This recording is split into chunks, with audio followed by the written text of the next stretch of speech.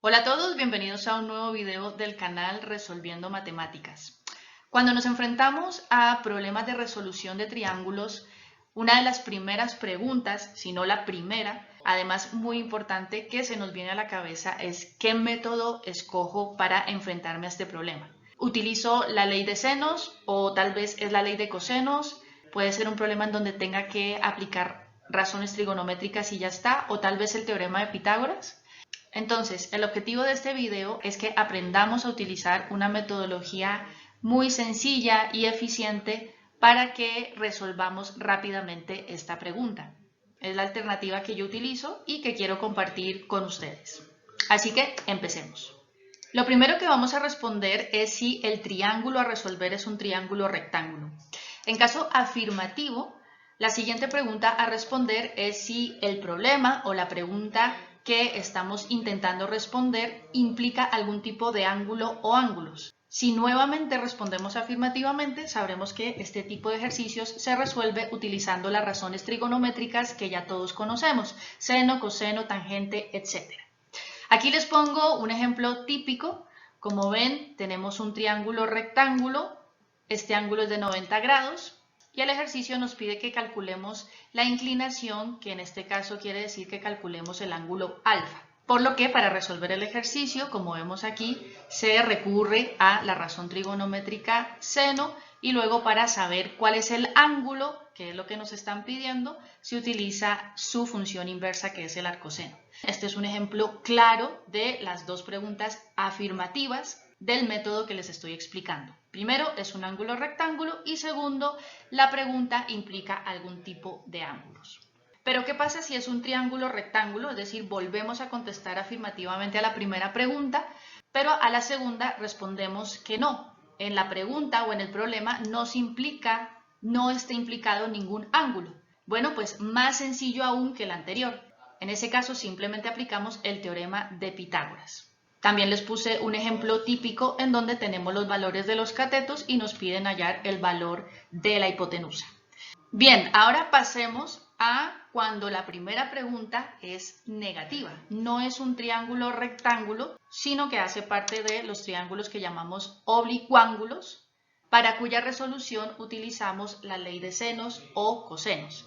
Y lo que nos preguntamos es cuándo utilizar la ley de senos y cuándo utilizar la ley de cosenos. Entonces, para esto vamos a responder la siguiente pregunta que me dice: ¿conozco o puedo conocer los valores de uno de los ángulos del triángulo y su lado opuesto? Si la respuesta es afirmativa, entonces utilizamos la ley de senos. Este es uno de los problemas típicos en donde podemos utilizar la ley de senos. Utilizando la metodología que estamos aplicando, obviamente podemos responder de forma negativa a la pregunta de si es un triángulo rectángulo y luego pasamos a la siguiente pregunta que nos dice que si conocemos o podemos conocer el valor de uno de los ángulos del triángulo y el valor de su lado opuesto. Entonces, fíjense que aquí el único valor que nos da el problema de los lados del triángulo es este, 25, y para cumplir con el requisito de poder utilizar la ley de senos, tendríamos que saber el valor de su ángulo opuesto, que en este caso es este. Aunque no nos lo da el problema, sí que podemos calcularlo simplemente restando 180 grados a la suma que obtengamos de 72 más 60 grados.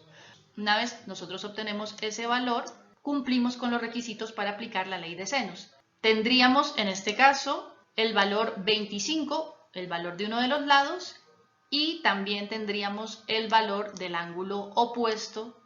Por otro lado, si la respuesta a esta pregunta de conozco o puedo conocer los valores de un ángulo y su lado opuesto es negativa, entonces utilizaremos la ley de cosenos. Este es un problema típico de cuándo usar la ley de cosenos. En primer lugar, respondemos negativamente, lógicamente, a la pregunta de si es un triángulo o rectángulo, y también respondemos de forma negativa a la siguiente pregunta. No conocemos ni podemos conocer el valor de un ángulo y el valor de su lado opuesto. No nos lo da el ejercicio, como ustedes se pueden dar cuenta, cuando nos da el valor de un lado, por ejemplo en este caso 22, no nos da el valor de su ángulo opuesto. Lo mismo ocurre aquí con este lado 18, también tenemos una incógnita, pero a diferencia del caso anterior, tampoco podemos calcular ninguno de los dos ángulos, puesto que dos son incógnitas y el único valor que tenemos es 45. Así que no podemos subsanar esto como lo hacíamos en los ejercicios típicos de la ley de senos. Y también vemos que tenemos que responder de forma negativa a esa pregunta porque aunque tenemos este ángulo, no contamos con el valor de su lado opuesto. Así que definitivamente tenemos que responder no a la segunda pregunta, por lo que se concluye que hay que utilizar la ley de cosenos. Como ven, es una metodología rápida, sencilla, concisa y espero que les haya ayudado. Nos vemos en un siguiente video. Are you listening? Damn. Yeah. Yeah.